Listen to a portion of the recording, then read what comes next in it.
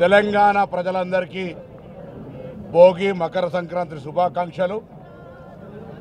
రైతన్నలందరికీ కూడా సమృద్ధిగా వర్షాలు పడి పాడి పంటలతో సుఖ సంతోషాలతో ఉండాలి ఈ నూతన తెలంగాణ రాష్ట్ర ప్రభుత్వం హయాంలో అని ఆ భగవంతుని ప్రార్థిస్తూ ఈరోజు దేవుణ్ణి కూడా రాజకీయాలు చేస్తున్నటువంటి పరిస్థితుల్లో హిందూ సాంప్రదాయం మీద విశ్వాసం ఉన్న ప్రతి భారతీయుడు కూడా కొన్ని ప్రత్యేకించి విధి విధానాలను పాటిస్తాం।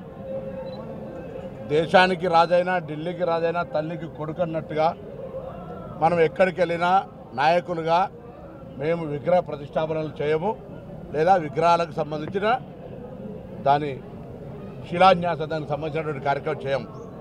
కానీ దురదృష్టం ఈరోజు ఈ దేశంలో 6 శాస్త్రాలు, 18 పురాణాలు, 12 ద్వాదశ లింగాలు, 18 జ్యోతిర్లింగాలు, 4 వేదాలు, 4 జగద్గురులు ఉన్నటువంటి ఈ పవిత్ర భారతదేశంలో వాళ్ళ చేతుల మీద జరగాల్సినటువంటి కార్యక్రమాల్ని రాజకీయాల్లో మార్కెటింగ్ చేస్తూ దేవుణ్ణి కూడా ఎన్నికల కొరకు ఉపయోగించుకునేటువంటి దౌర్భాగ్య పరిస్థితి ఉన్నది।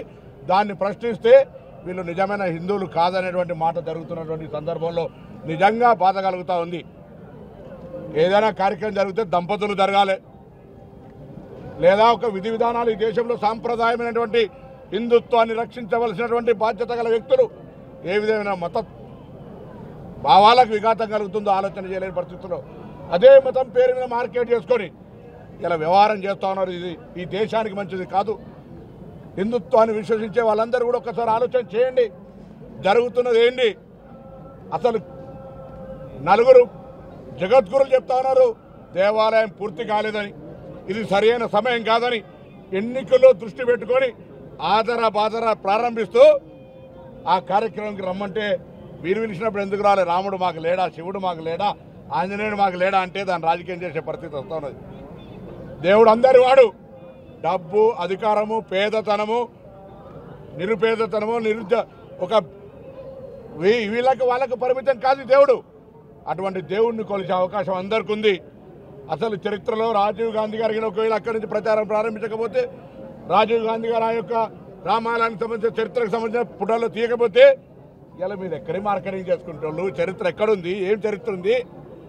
ఇలా దేవుణ్ణి కూడా రాజకీయంగా వాడుకునేటువంటి పరిస్థితుల్లో ఆనాడు బలహీన వర్గాల మండల కమిషన్ వస్తే మీరు కమండల కమిషన్ పెట్టుకుని దేశయాత్ర చేసి కథం చేసిన దేశంలో ఇలా మళ్ళీ ఇలా దేశంలో మీ ప్రతిష్ట దిగజారుతుంటే పార్లమెంట్లో జవాబు చెప్పలేక ఆదాని అంబానికి స్నేహితులని రాహుల్ గాంధీ ప్రశ్నిస్తే ఇలా మళ్ళీ రాముని ముందర గెలిచే ఎన్నికల్లో గెలిచే ప్రయత్నం జరుగుతుంది। దీనికంటే దురదృష్టం లేదు।